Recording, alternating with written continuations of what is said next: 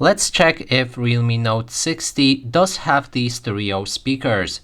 And we can do this by finding all of the speakers on this device first. And the first one is on top of the screen right here. And that would be the phone call speaker. Next is on the bottom right here. And that is the main speaker. And that is all of them. Now, to determine if they are stereo speakers, we'll need to play some music, cover each of the speakers with our fingers. If the sound is coming from both of the sources, that's a stereo speaker. If not, then it's not the stereo speaker. So let's test it out.